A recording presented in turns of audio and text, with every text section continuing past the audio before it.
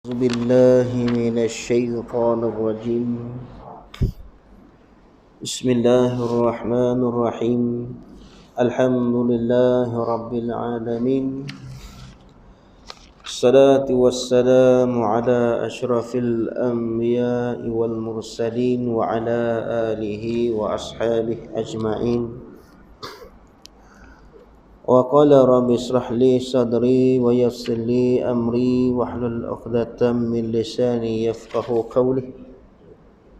سبحانك لا علم لنا إلا ما علمتنا إنك أنت العليم الحكيم. اللهم صل على سيدنا محمد طب القلوب ودوائها وعافية الأبدان والشفاء ونور الأبصار وجلائها وعلى آله وصحبه وبارك وسلم.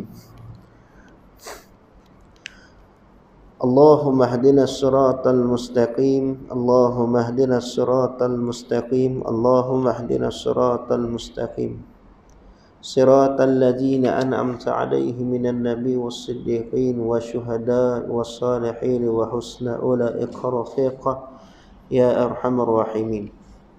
السلام عليكم ورحمة الله وبركاته.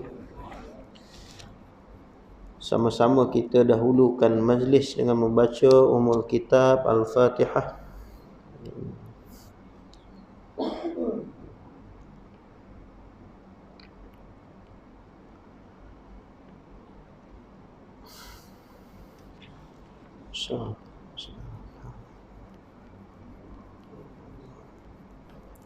Ghairil maghdubi 'alaihim waladdallin. Alhamdulillah Rabbil Alamin. Segala puji bagi Allah, Tuhan sekalian alam. Setinggi-tinggi ucapan syukur kita rafakkan ke hadrat Allah Subhanahu wa ta'ala, kerana dengan izin, limpah, kurnia, rahmat dan iradah rahmat dari Allah dapat sama-sama hadir mendirikan salat secara berjemaah. Alhamdulillah wa syukurillah wa barakatillah wa rahmatillah. Setinggi-tinggi syukur kita rafakkan ke hadrat Allah Subhanahu wa ta'ala, kerana telah memilih kita untuk berada pada tempat yang betul, pada masa yang betul, waktu dan ketikanya, kelapangan waktu yang diisi dengan perkara amal ibadah. Setinggi-tinggi syukur kerana Allah telah memanjangkan usia kita, rezeki yang tidak pernah putus, nikmat kelapangan, menghabiskan saki-baki daripada umur yang diberi pinjam untuk menambah pahala dan mencari keberkatan.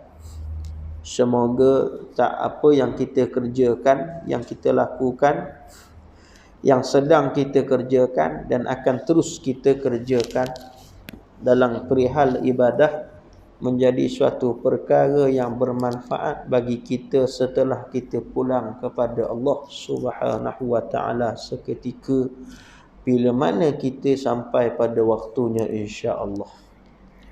Salawat dan salam terhadap junjungan besar baginda Nabi Muhammad Rasulullah sallallahu alaihi wasallam. Wa ma arsalnaka illa rahmatan lil alamin. Seorang insan yang Allah Ta'ala ciptakan, padanya Allah turunkan rahmat pada seluruh alam. Dan terlebih kasihnya Nabi sallallahu alaihi wasallam kepada umatnya yang beriman dan bertakwa serta beramal soleh. Moga-moga Allah Subhanahu wa ta'ala memberi peluang kepada lidah kita untuk memperbanyakkan ucapan salam kepada baginda junjungan besar Rasulullah sallallahu alaihi wasallam.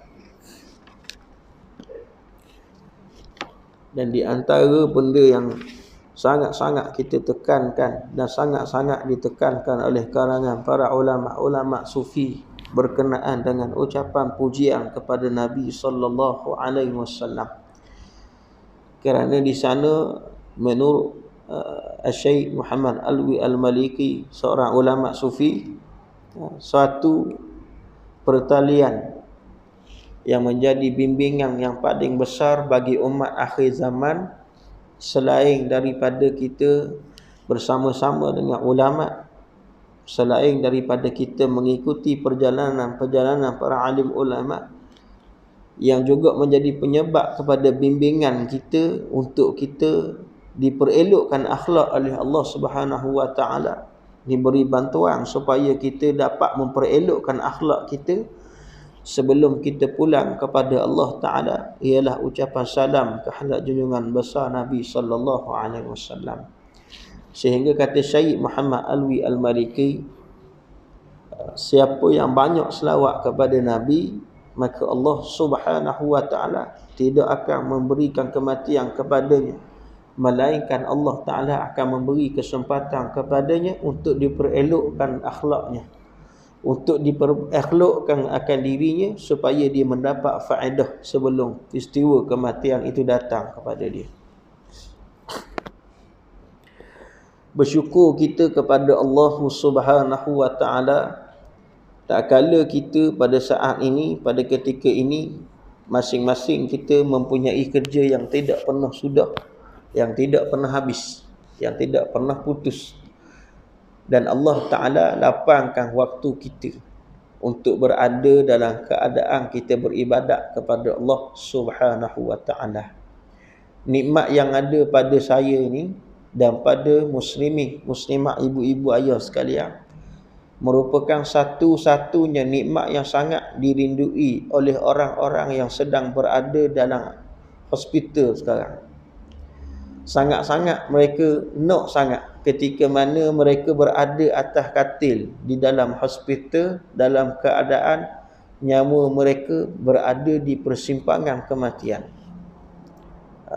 Sebab itulah, kalau kita nak tengok sebesar-besar nikmat Allah bagi pada kita, kita tengoklah atas diri kita.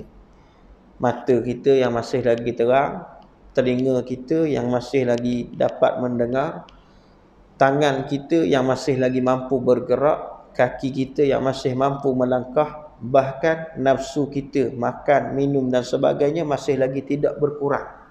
Itulah nikmat yang sangat besar yang Allah Ta'ala bagi kepada kita. Termasuk daripada perihal orang yang soleh itu, sifatnya ialah orang yang selalu syukur kepada Allah Subhanahu wa Ta'ala. Antara ciri-ciri sifat orang soleh, dia selalu syukur kepada Allah Subhanahu wa Ta'ala ke atas dirinya, walau dalam apa jua keadaan yang berlaku pada diri. Suatu hari Imam Syekh Muhammad Alwi Al-Maliki, dia berjalan di satu tempat, di satu pasar. Bila sampai di satu pasar ni, ulama ni, orang soleh ni, dia akan perhati. Bukan perhati nak cari salah orang, nak tengok aurat orang, nak tengok buruk orang, tapi dia perhati, tengok satu benda yang boleh mendatangkan faedah pada hati dia. Maka di hujung pasar, dia tengoklah ada seorang lelaki. Lelaki ni matanya buta dan kakinya kudung. Kakinya kudung, tangannya ada sebelah lagi kudung. Tetapi di sebelah tangannya itu dia pegang biji-biji tasbih. Dan lidahnya tidak berhenti mengucapkan tasbih kepada Allah Subhanahu wa Ta'ala.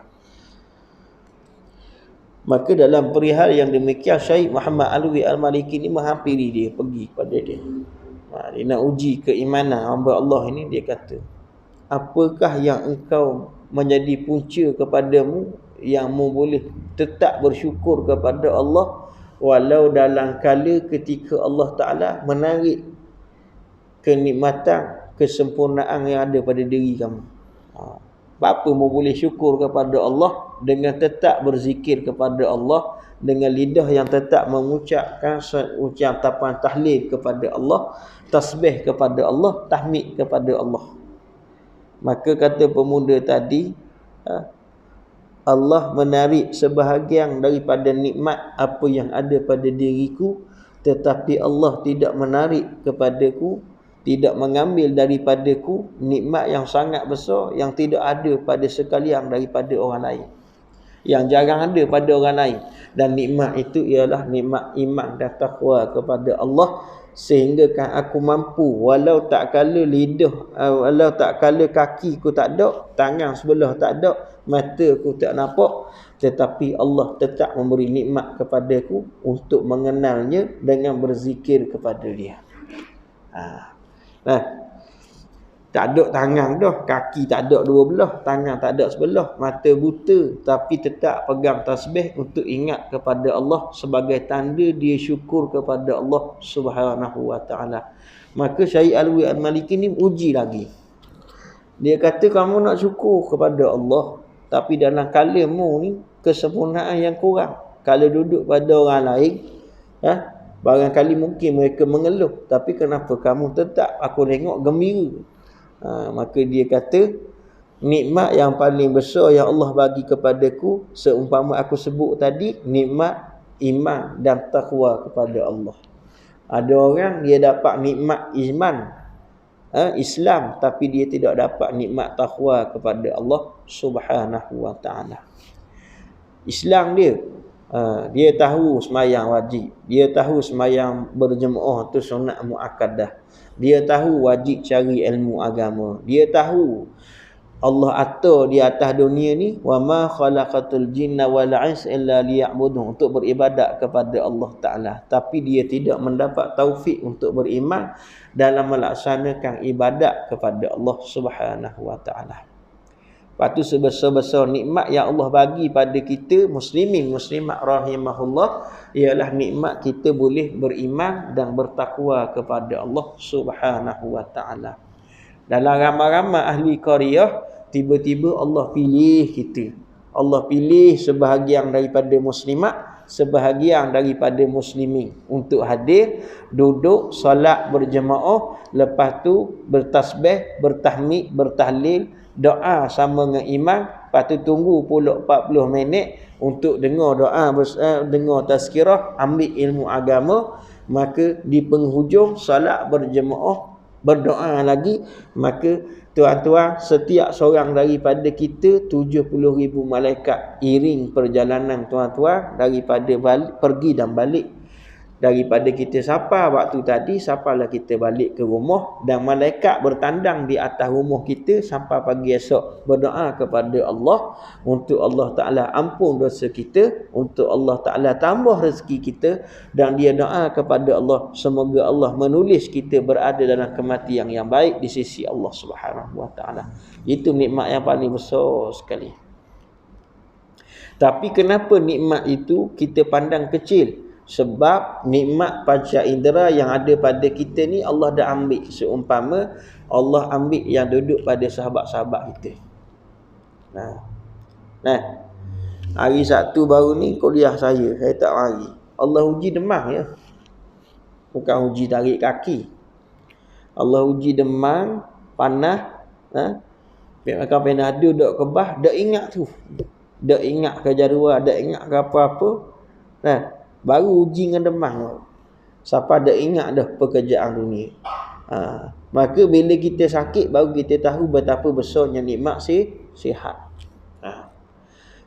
Batulah kata Imam Khatib Al-Baghdadi rahimahullah, sebesar-besar nikmat itu sihat, dan sebesar-besar nikmat sihat ialah hati yang beribadah kepada Allah sepanjang masa. Beribadat pada Allah sepanjang masa, kerana tujuan Allah Ta'ala hantar kita ke muka bumi untuk beribadat kepada Dia, bukan berehat, bukan bercuti, bukan melancong, bukan kita pergi ke sana ke sini, bukan semata-mata untuk memenuhi ruang kenduri kendara saja. Lebih daripada itu ialah Tuhan nak suruh kita mengabdikan diri pada Dia. Nak berehat bila datang sakaratul maut baru berehat. Kata Ibnu Athaillah Al-Qaskandari, berihatnya orang soleh, berihatnya para muqarrabin, para muhsin, golongan-golongan arif billah, bila dia berehat apabila telah sampai seruan kematiannya untuk dia pulang kepada Allah Subhanahu wa taala. Itu Tuhan kata, ya ayyuhan nafsul mutmainnah irji'i ila rabbiki radiyatan mardiyah. Fadkhuli fi ibadi wadkhuli jannati. Kematian itu merupakan suatu kegembiraan yang pertama bagi golongan-golongan muhsin, golongan-golongan muqarrabin, golongan-golongan mutmainnah, orang yang memelihara dirinya daripada perkara-perkara yang sangat terkeji yang tidak disukai oleh Allah Subhanahu wa taala. Sebab tu selain pada syukur kita kepada Allah akan nikmat iman dan Islam, kata Ibnu Abbas radhiyallahu anhu, setinggi-tinggi syukur itu ialah mengembalikan barang yang telah diberi oleh Allah kepadanya, yakni kepada makhluk, dan dikembalikan balik daripada makhluk kepada Tuhannya. Benda yang Allah bagi pada kita, kita pulangkan balik kepada Allah dengan perkara yang disuruh oleh Allah Subhanahu wa taala. Allah bagi rezeki lebih, kita guna rezeki kita itu sebahagian daripadanya untuk ibadah kepada Allah Subhanahu wa taala. Sebab tu kalau ada hasrat beli motor baru, beli kereta baru, niat nak buat pergi masjid. Jangan beli sebab kita niat nak pergi kenduri kendara, nak pergi ziarah anak cucu, senang. Ada orang dia beli kereta baru sebab dia kata senang nak pergi tengok anak cucu duduk Kuala Lumpur. Kita tengok anak cucu duduk Kuala Lumpur, senang dia kata.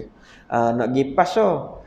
Beli tu dengan nikmat supaya kita boleh guna kereta tu untuk pergi dalam keadaan mendapat pahala di sisi Allah Subhanahu wa taala. Hak paling besar sekali ibadat. Ibadat kepada Allah. Ada seorang pak cik, dia ni pesara tentera, orang kok diam Kedah. Rumah dia lebih kurang 300 meter daripada masjid. 300 meter ni dekat lah. Dan setiap masa dia bawa kereta wildfire dia. Wildfire dia jangan jarak 300 meter tu dia bawa ke masjid. Maka kadang-kadang orang cakap, orang kata, "Uish, dia ni nak menunjuk kereta dia kat orang." 300 meter pun pada rumah. Tapi duduk sibuk bawa kereta pergi masjid. Dia nak tunjuk ke orang, ni orang hati kotor. Tapi satu ketikanya dia cerita, dia kata sebab itulah Ustaz, dia kata saya walaupun saya duduk 300 meter daripada masjid, saya bawa juga kereta saya ni mari sini. Sebab Allah bagi nikmat pada saya bimbang nanti kata Allah tanya, kereta besar-besar ni hang bawa pergi mana? Kita dah mari masjid naik motor buruk ke?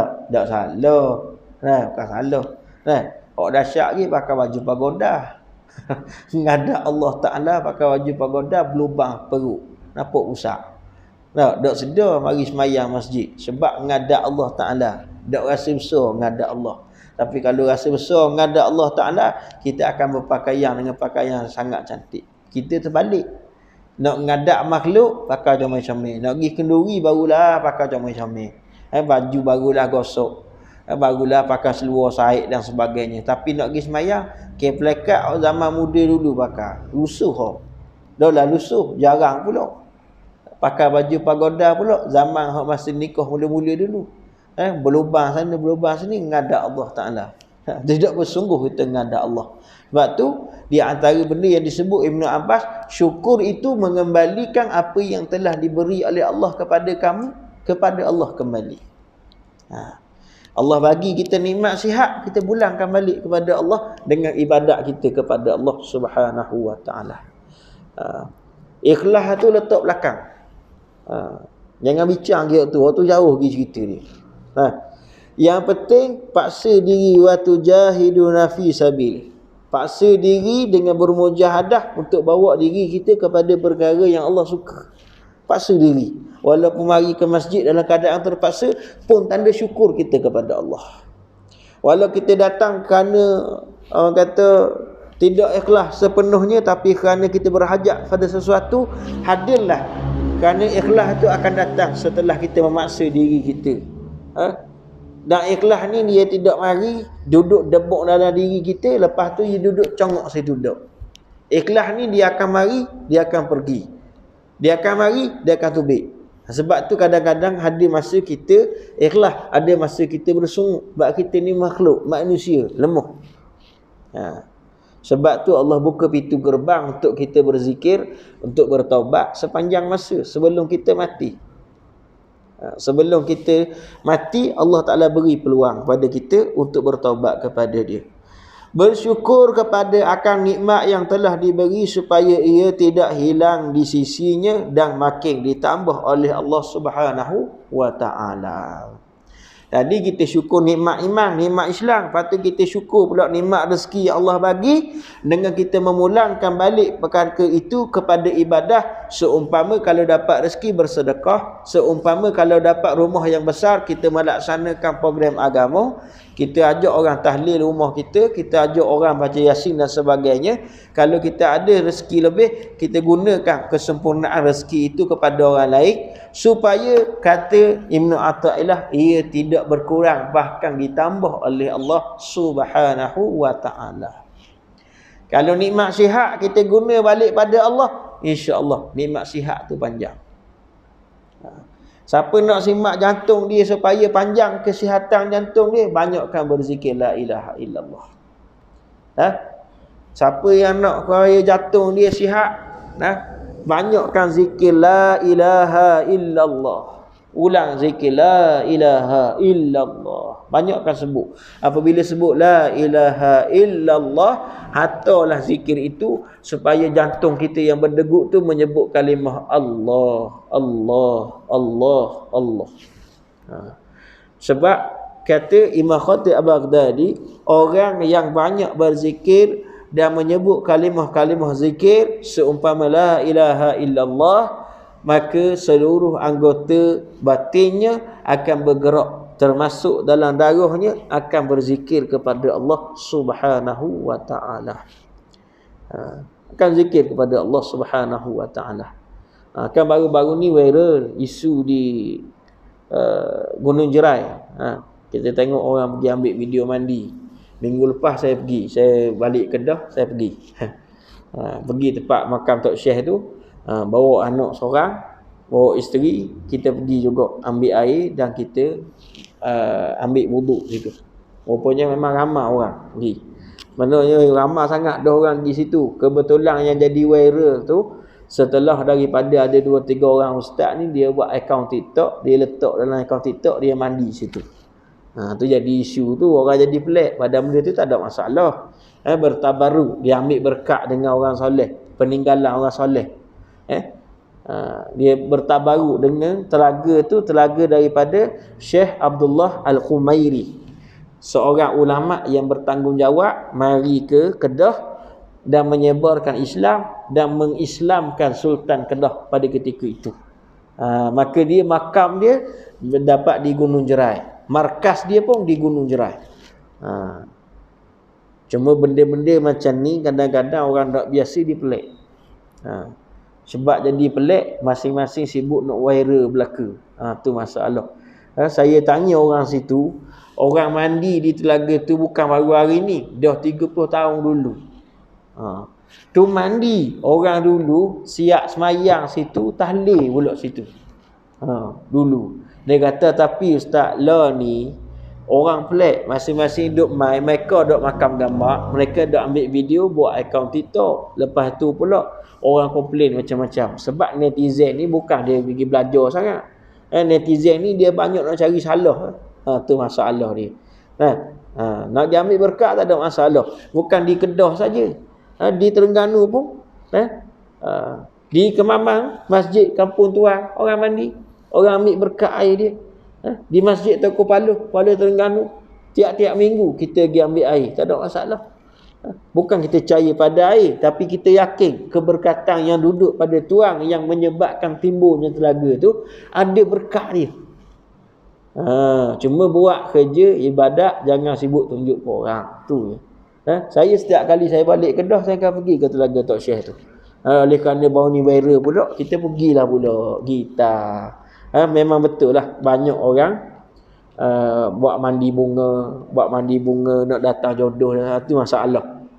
Tu orang tu sebab bukan telaga tu salah, atas niat orang tu salah. Dia pergi ambil air, dia mandi sekali dengan bunga-bunga 7 jenis tu, dia mandi situ. Tu masalah. Jadi viral sampai orang ikut-ikut. Nah.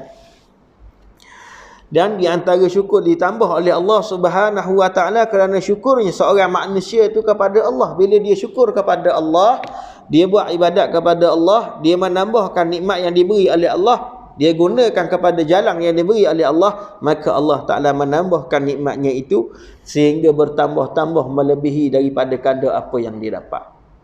Lepas tu kita sihat ni, kita nak kekal kesihatan kita ni, jaga ibadat kita kepada Allah. Pertama, jaga solat 5 waktu. Masa azan kalau boleh doa pada Allah. Sunat dia. Adab kita bila dengar azan, kita jangan berbicara. Adab. Tak salah, tak dosa pun. Bahkan sebahagian ulama' pun kata makruh pun tidak. Cuma beradab pada seruan takbir, kita doa kepada Allah lepas habis daripada orang bang, lepas habis daripada bang, sambil kita baca doa jawab pada azan, kita doa kepada Allah apa yang kita hajati. Jaga solat 5 waktu. Lepas tu waktu pagi, antara tanda syukur kita kepada Allah Subhanahu wa taala, bangkit sebelum subuh. Bangkit sebelum subuh. Artinya bangun, ajar diri bangun sebelum orang bang subuh. Sebab di waktu antara masa orang nak bangun sembahyang subuh dengan waktu sebelum subuh, doa yang sangat mustajab diangkat oleh malaikat, dijawab oleh Allah Subhanahu wa taala. Nah, dalam perjalanan kita baru ni, masa kita pergi di Gunung Jerai tu, jumpalah satu pasang suami isteri. Dia kahwin 13 tahun, tidak dikurniakan zuriat. Dia ikhtiar banyak. Maka dia kata adalah dia buat rawatan di satu tempat. Jadi perawat tu kata suruh pergi ambil air di Gunung Jerai, Telaga Tok Syekh Abdullah Al-Khumairi. Dia pergi ambil lah, ada 1 galeng ambil. Kebetulan kita sapa, dia baru nak naik kereta. Kita tanya, buat apa tu? Air banyak-banyak. Dia kata nak berubat. Dia kata, apa nak berubat apa? Berubatnya sebab dia kata saya ni 12 tahun dah kahwin tapi tak ada rezeki anak lagi. Lepas tu ada seorang ustaz tu suruh saya datang ambil air sini. Kata betul lah, tak apalah. Cuma kita kata saya pun nak kongsi jugalah. Saya kata nak kongsi juga. Dan benda tu saya alami sendiri gitu. Saya alami sendiri. Saya tunggu zuriat 4 tahun. 4 tahun tunggu zuriat. Dan saya buat benda yang sama seperti saya buat. Saya kata saya nak kongsi. Pertama, bangun sebelum subuh, muka suami dia berubah. Muka suami dia berubah. Dia kata barangkali mungkin, dia kata kalau dia ambil air Telaga Tok Syekh tak apa lagi. Tapi kalau suruh bangkit lepas subuh, sebelum subuh ni memang haram jadah, susah. Saya kata bangun 20 minit atau 15 minit sebelum azan subuh. Seorang ke ustaz? Dua-dua saya kata. Dua-dua kena bangun. Sediakan air zam-zam. Sediakan air zam-zam. Ada banyak-banyak, ada sikit-sikit. Tapi masalah sekarang ni air zam-zam tak ada. Tak boleh buat balik. Tak ada air zam-zam, tak apa, ganti dengan air biasa. Air yang terbaik untuk kita, untuk buat rawatan, kita ambil air gau. Air yang paling-paling baik. Kalau kita nak buat rawatan sendiri atau kita nak dirawat, gunalah air tu. Saya kata ambil, lepas tu cari kurma ajwa 300 gram. 300 gram. Dengan air zam-zam atau air gau. Lepas tu bangun dua-dua, solat 2 rakaat. Sama ada nak solat tahajud, solat taubat, solat sunat hajat, terpulang. Paling kurang 2 rakaat. Kalau boleh buat banyak lagi baik. Dan lepas tu suami isteri ni kena maaf sama-sama dia. Saya redha awak, awak redha saya. Lepas tu istighfar. Astaghfirullahal azim wa atubu ilaih. Kalau boleh panjang-panjang, tapi takut panjang pula tidur. Tak, buat pendek sudah. Astaghfirullahal azim wa atubu ilaih. 300 kali depan air yang terbuka dengan kurma yang sedang dibuka. Lepas pada tu ambil makan. Ambil makan. Saya kata ambil makan. Lepas tu puasa Isnin, Khamis, Kalau boleh Isnin dan Khamis, Jumaat kalau boleh. Tapi kalau tak boleh, puasa Isnin Khamis saja. Kalau tak boleh juga, puasa hari Isnin saja. Kalau tak boleh juga, biar tak boleh anak senang. Nah, Isnin Khamis puasa paling kurang salah satu sehari atau 2 hari, lebih baik 3 hari. Dan bangun setiap waktu malam itu ketika nak masuk waktu subuh, sebelum subuh pada hari Isnin, Khamis, Jumaat. Kalau tak boleh buat tiap-tiap malam pun, buatlah, saya kata. Buatlah, ambil salah satu sehari tu. Buat. Lepas tu nazar. Nazar, ya Allah, kalau mu beri kepada aku zuriat, sabit pada doa aku, ya Allah, mu perkenan doa aku, maka aku bernazar. Contoh nak sembelih kambing. Contoh nak bagi benda, nak buat ayam kapur. Ikut kemampuan masing-masing. Dia kata kalau ni kalau Tuhan beri zuriat saya nak buat nasi goreng. Suka mereka. Nak zuriat, waktu beri nasi goreng, ada nasi goreng hari-hari makan, tapi ikut kemampuan. Buat. Dan benda ni tuan-tuan muslimin muslimat, ramai dah orang yang kita ajar, orang yang kita kongsikan dengan izin Allah. Ada yang 15 tahun tak dapat zuriat, dia ikhtiar sepanjang selang lama 5-6 bulan, setahun, kadang-kadang ada rezeki Allah bagi seorang. Ada seorang makcik tu umur 47 umur dia. Dia dengar dalam kuliah ni, dia ajak suami dia buat saja-saja je. Dia niat untuk anak dia, sebab anak dia baru kahwin seorang. Orang tua ni kalau setahun dah anak kahwin, tak boleh, anak dia pusing. Dia kata kalau nak suruh anak kita, bang, susah dia ni, amalan ni, kita tolong buat. Dia pun tolong buat untuk anak dia. Kurma tu pun dia tak makan. Dia buat, dia suruh anak dia makan kurma. Selang 5 bulan, dia pula mengandung. Itu berkah. Berkah. Dia kata, ustaz, saya kurma pun tak makan, ustaz. Air Zam-Zam pun saya tak minum. Saya buat niat untuk anak saya, tapi dah rezeki, ustaz. Dia kata umur 47 Tuhan bagi seorang lagi. Tak rezeki. Daripada nak 10 boleh 11. Tu rezeki Allah bagi. Dah biarlah. Macam mana? Dan ditambahkan nikmatnya oleh Allah Subhanahu wa taala. Kerana amatlah sedikit daripada umat Muhammad itu orang-orang yang bersyukur kepada Allah Subhanahu wa taala. Sikit orang syukur kepada Allah. Allah sebut dalam Quran, wa qalilu wa ibadiyasy syakur. Sikit daripada kalangan umatmu Muhammad orang yang syukur kepada aku. Maka Nabi menangis, nitis air mata Rasulullah sallallahu alaihi wasallam. Dalil dia nak tengok kurang orang bersyukur, tengok masjid, tengok surah. Apa bala Allah nak bagi pada kita? Ni ada virus baru pula, virus monyet pula. Benda lagi Allah tak turun ke atas dunia ni. Dengan kadar keselamatan yang kurang. Dulu orang puang je tak selamat, sekarang ni orang lelaki pun tak selamat. Jemaah kata ustaz balik malam-malam tu molek-molek, dia kata. Berapa pula? Dia ni dia kata bukan orang puang saja tak selamat, orang lelaki pun kena cabur juga. Dunia hari ni lelaki pun kena cabur juga. Bukan budak-budak kena cabur. Umur 27, pekerja kilang. Balik daripada kerja, isi minyak, kena colek. Kena libat dalam hutang. Ni dunia akhir zaman duduk pada kadar dunia yang penuh kejahatan. Tak selamat. Rezeki kurang. Satu ketika kecoh kita, ayam tak ada. Sampai satu masa bukan setakat ayam je tak ada, segala-gala tak ada. Ayam pun tak ada, orang Kedah kata ayam pun tak ada. Air tak ada, beras tak ada, segala benda tak ada. Sayyidina Umar tanya Nabi SAW, dah nak makan apa ya Rasulullah? Tak ada makanan melainkan zikir kepada Allah Subhanahu wa taala. Tak ada makanan. Dah kita zikir lepas mayang pun malah. Kita masuk dengan saya lah, cakap untuk diri saya sendiri. Tak. Sikit je tak imam ajak tu. Tak. Subhanallah, subhanallah, subhanallah, subhanallah, subhanallah, subhanallah, subhanallah. 33 kali. Tu pun kita rimah dah Allah. Panjang lah pula. Kalau di Kedah, lepas subhanallah, diulang balik pula. Afdal zikri falam annahu la ilaha illallah. La ilaha illallah. La ilaha illallah. Bukan 33, 100. Selepas mayang isyak. Kita pengkuliah ni cemuh tunggu. Hai. Tak, kena masjid tu pula dia tak suruh kita jadi imam. Kita sapa lewat dah. Sapa tu nak rehat lagi.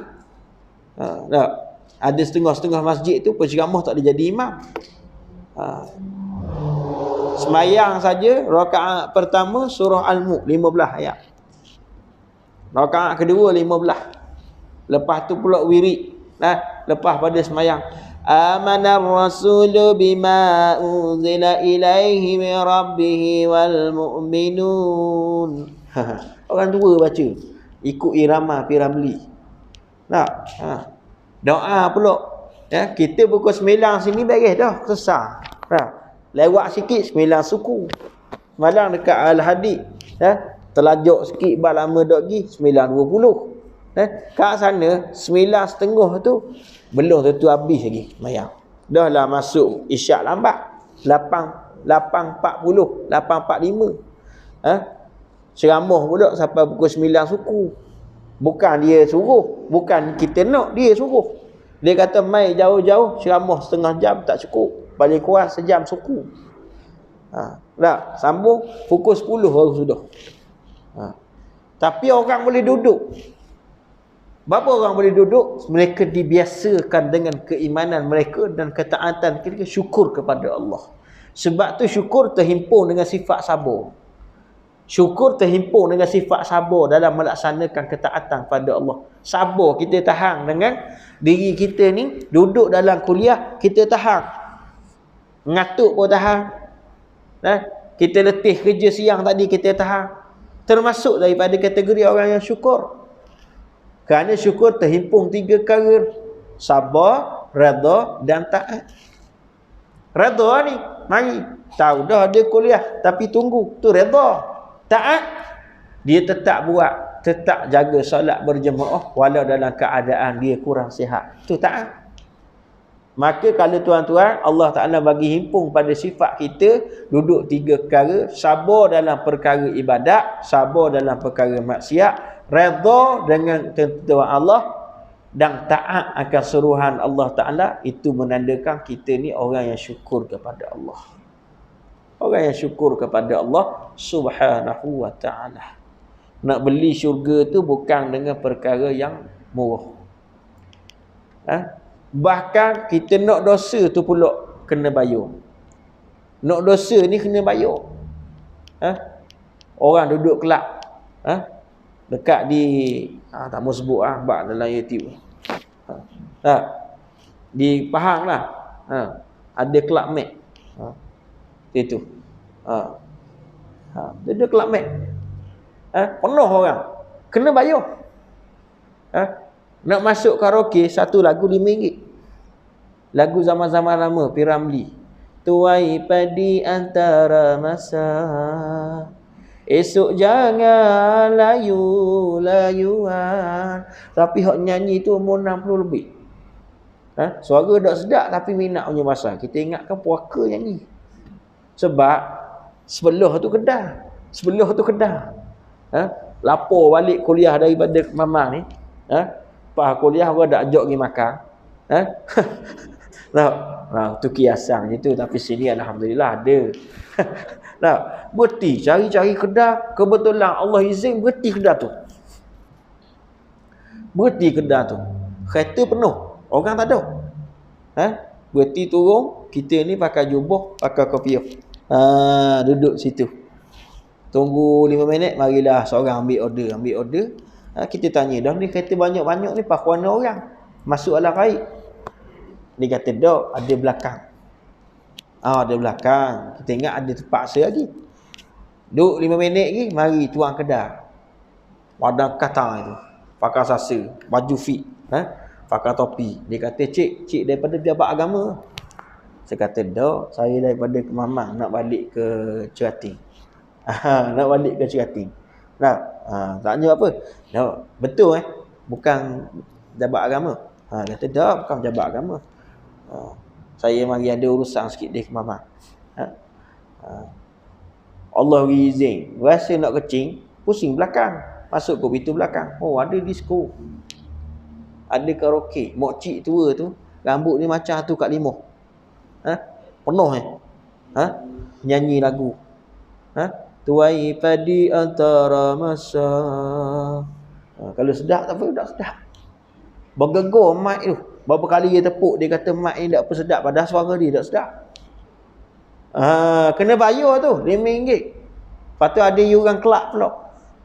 Orang situ kata ada yuran kelab RM10 sebulan. Kita mari surau mana ada kena bayar. Derma pun tabung lalu kita buat alat tidur. Tak? Tabung lalu depan kita buat tutup mata. Lepas tu tangan gerak tolak. Orang tak marah pun kita. Tak marah pun. Noah pahala ni mana ada kena bayar. Tak? Bagi sekadar mampu. Ada orang gaji Tuhan bagi dia belah-belah ribu. Daripada muda sampai ketua, segala benda Tuhan bagi. Derma dia tak pernah berubah RM1 daripada dulu sampai hari ni. RM1 daripada dulu sampai tabung masjid RM1. Tapi dia minta dengan Allah nak syurga yang besar, syurga Firdaus. Sayyidina Abu Bakar As-Siddiq pulang ke rumah, tanya isteri dia, tanya anak dia, apa lagi yang boleh kita gadaikan kepada Rasulullah sallallahu alaihi wasallam. Tanya pula sahabat. Kalau kita balik tanya rumah, Allahu akbar. SKJ korang nak bayar bil tu tak ada PT tak cukup. Kita gada gelang awak, tengok 3 hari 3 malam je histeria. Kita gada deh, ada gaji ke abang dia ambil mula sebab nak bagi sumbangan pada masjid surau SKJ tu, dia nak bayar tak bil api. Bini kita kata mana? Bini Sayyidina Abu Bakar kata, ada cicing sebetul. Tak duduk tangan, ambil. Rasulullah suruh balik mula. Sebetul tu tinggal kenangan ni. Kalau kita hak dah bayar zakat banyak ni. Moci. Mah hak duduk rumah, hak dak pakai, hak letak dalam kotak kena bayar zakat tu. Lebih pada hak kita pakai. Dia tak tahu kala. Dah nak tahu kau ni. Masa orang ngajar dak mari. Kenduri kendara tubik, Allahu akbar. Segi kenduri asal kira penuh tangan. Sampai ke siku. Basuh tangan tu sengeleng, nak ambil lauk tu, buat capa gitu. Nak tunjuk je kat orang ada gelang. Sebelah rumah tu masjid nak butuh minta sumbangan. Pas sudah tak bagi. Dia bagi lah sekali bila akad nikah anak dia. Tu pun bagi RM50 bisi bangun ayat korang. Ni akhir zaman. Sebab tu kalau kita kata kita syukur kepada Allah Subhanahu wa taala, kita mengembalikan nikmat apa yang diberi kerana Allah janji la in syakartum la azizannakum. Kalau mu beri pada aku, mu syukur pada aku tambah.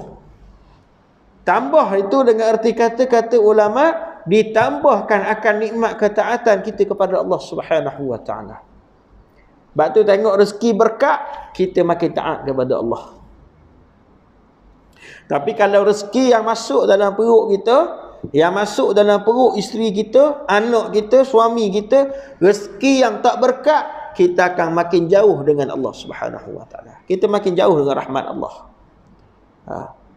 Lepas tu pula kita duk fikir apa anak kita payah nak sembahyang subuh pagi. Hari ni masalah besar hari ni. Masalah besar hari ni, ramai pelajar-pelajar yang tidak solat subuh di rumah. Dan banyak ibu bapa yang tak ada solat subuh di rumah. Tak sembahyang subuh, jangan kata masjid, rumah pun tak sembahyang. Sedangkan kata Ibnu Athaillah Al-Iskandari, hukuman yang paling besar yang Allah bagi kepada seseorang manusia apabila dia tidak berpeluang nak sujud kepada Allah. Musibah besar hak duduk pada keluarga kita apabila ahli keluarga kita ada yang tidak diberi nikmat nak sujud kepada Allah Subhanahu wa taala. Tak ada nikmat sujud kepada Allah. Tak sembahyanglah erti kata. Daripada 40 orang budak, 15 orang mengaku secara live memang dia tak pernah sembahyang subuh. Saya tu minggu cuti sekolah saya buat program di agro farm KFC tu. Tanya budak-budak. Budak umur 11, 12, 10, 11, 12. Kebanyakan mereka ni anak yatim. Ada juga anak warga fakir. Ada orang sumbang duit bagi buat apa semua. Daripada 35 orang tu kita tanya, 28 orang dia kata memang dia tak sembahyang subuh. 28 orang daripada 35 orang. 7 orang tu je dia kata dia sembahyang subuh. Tu pun sebab tok dia gerak, tok ki dia gerak. Tu anak yatim. Dan ingat, orang yang beli anak yatim ni, dosa anak yatim ni akan pergi kepada siapa? Wali ayah dia, tok ki dia. Kalau kita ada cucu, anak kita tak ada dah, mak tak ada dah, dosa tu akan sapa kita kalau kita tak jaga. Sebab tu Allah yarham pak mertua saya, tiap-tiap pagi Jumaat dia akan telefon anak-anak atau menantu dia tanya lagi, umur 90, 80 lebih, mati umur 80, telefon lagi tanya semayang. Anak sejala tu, cucu 30 juzuk Quran tu apa? Cucu pula kata, awak Tok Wan ni tak percaya kat kita. Bukan dia tak percaya, dia faham. Hari ni ramai mana kita? Kita beri makan anak kita, kita beri makan bini kita macam kita pera beruk. Macam kita pera lembu. Lapor we makan. Baju raya we, tapi kita tak faham erti ibadat pada Allah Taala. Kita mari masjid tapi kita biarkan anak-anak kita di rumah duk main game. Tak berhenti. Kita biar anak kita duk main game di rumah. Ada orang lelaki, kaum muslimin, bagus dia, pulang ke masjid. Isteri dia tengok sinetron di rumah. Tengok sinetron di rumah. Ni ramai berlaku. Lepas tu dia buat alasan, nak buat mana Ustaz? Saya malas balah. Kalau balah kan, tegur-tegur balah. Dah yang mau nikah, mau tanggung dosa dia. Terimalah akan aku. Akan dia. Sekian-sekian-sekiannya dengan mas kahwin yang tersebut. Maka malaikat kata sedialah mu nak tanggung dosa. Dah hidup 30 tahun dah. Dah tegur bini. Pergi beli ikan kembar gatung kali. Baik ikan lalu depan rumah berlari. Tak sedar. Dia ambil laping anak dia je letak atas kepala. Pergi beli ikan. Hak tukang jual ikan tu Bangladesh. 20 tahun dah balik kampung.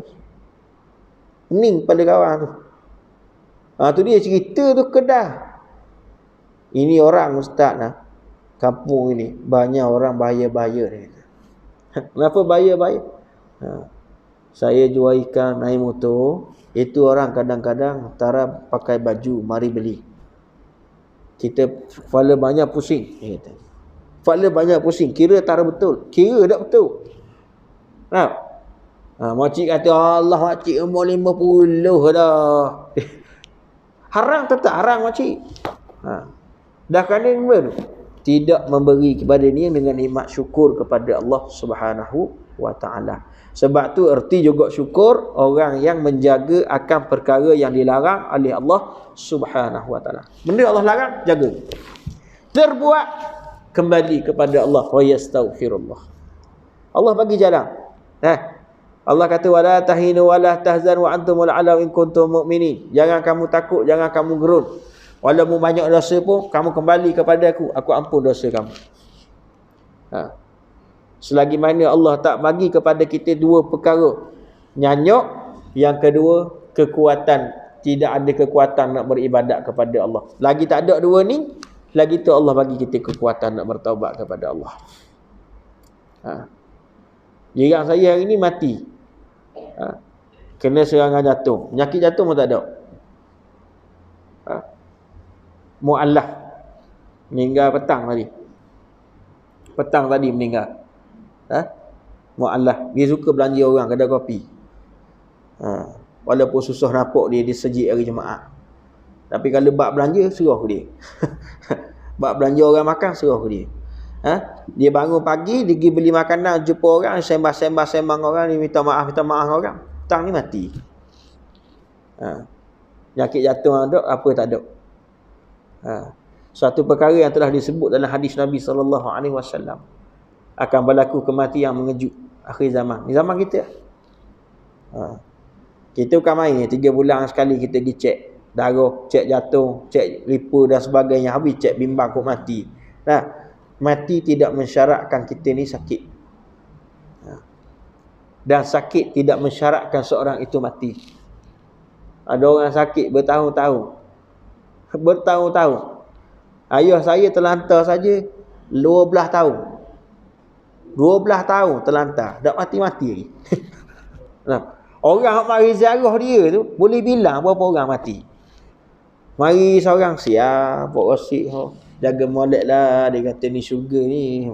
Minggu depan dia tak ada mati. Mari orang lain pula.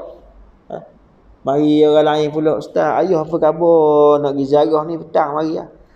Pergi ziarah hari Sabtu minggu lepas. Pergi tengok ayah. Dia nangis tengok ayah saya ni terlantar duduk kelik-kelik makan tak makan pun orang surat. Minum orang surat, sedih tengok. Siang pula dia kata dulu rajin kerja ni, hari Ahad dia mati pula. Sampai cakap-cakap orang kata bimbang dah nak pergi ziarah.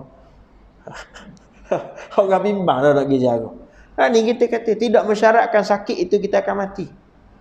Sebab tu kita kena sepanjang masa kita buat taat kepada Allah, setakat seusaha mampu kita beribadat kepada Allah Ta'ala. Allah bagi nikmat tuan-tuan, muslimin muslimat, jaga solat berjemaah, solatlah sungguh-sungguh. Masa kita nak kerja, kerja sungguh-sungguh. Masa kita ibadat, ibadat sungguh-sungguh. Kita akad takbir Allahu Akbar, kita baca Fatihah tu baca sungguh-sungguh, doa sungguh-sungguh. Tenang-tenang sudah. Alhamdulillah ya Rabbil Alamin. Kita ingat dalam diri kita segala puji bagi Tuhan sekalian alam. Ya Allah, berilah kepadaku pahala. Satu persatu kita baca dalam setiap kali bila kita akad takbir, kita rukuk, kita sujud, kita baca sungguh-sungguh, kita minta kepada Allah. Batu masa kita sujud tu, biarlah kita sujud dalam keadaan kita syukur kepada Allah. Ya Allah, terima kasih sebab membagi aku sujud. 2 tempat kata Sayyidina Ali karamahu wajhah, kamu kena syukur kepada Allah dalam sembahyang. Pertama, Allah izinkan kamu rukuk. Yang kedua, Allah izinkan kita sujud kepada dia. Sebab tu bila rukuk dan sujud, kita kena buat lama. Sebab kita doa kepada Allah, ya Allah, memberi aku sujud, ampunkan dosa aku ya Allah. Memberi aku rukuk ya Allah, kurniakan kepada aku istiqamah dalam mengerjakan kebaikan ya Allah. Minta kepada Allah Subhanahu wa taala. Syurga telah menanti tuan-tuan muslimin muslimat rahimahullah. Cuma tiket kita nak masuk kita ni, pertama syahadat, yang kedua wa amilan salihan lahumul jannah. Amalan-amalan soleh kita yang kita buat bekal kita atas dunia, Allah akan kira satu persatu, kita akan dibawa ke dalam sana untuk kita dapat syurga Allah Subhanahu wa taala insya-Allah. Moga-moga Allah Taala beri kepada kita kekuatan istiqamah dalam mengerjakan kebaikan. Wallahu a'lam. Makluman kita ada solat hajat untuk Tuan Haji Tahir, ahli jawatan kuasa SKJ yang sedang menjalani rawatan di Kota Baru, Kelantan. Semoga Allah Subhanahu Wa Taala memberi kesembuhan kepada beliau insya-Allah lepas pada solat Isyak. A'udzu billahi minasyaitonir rajim. Bismillahirrahmanirrahim. Alhamdulillahirabbil alamin. Ya Allah, ya Rahman, ya Rahim, ampunkan dosa kami, ya Allah. Ampunkan dosa kedua ibu bapa kami, ya Allah. Ampunkan dosa semua sahabat kami, ya Allah. Ampunkan dosa para ahli jemaah kami, ya Allah. Ya Allah, ya Rahman, ya Rahim, istiqamahkanlah hati kami dalam mengingatimu, ya Allah. Istiqamahkanlah amal kebaikan kami sehingga kami bertemu denganmu, ya Allah. Ya Allah, ya Rahman, ya Rahim, terimalah amalan kami yang sedikit ini, ya Allah. Ampunkanlah sekalian dosa kami yang banyak, ya Allah. Ya Allah, ya Rahman, ya Rahim, jadikanlah isteri kami, suami kami, anak-anak kami sebagai jambatan kepadamu untuk kami mendapat syurgamu, ya Allah. Rabbana atina min ladunka rahmah wa hayyi' lana min amrina rasyada. Wa sallallahu ala sayyidina Muhammad wa ala alihi wa sahbihi wa barik wa sallim. Walhamdulillahi rabbil alamin.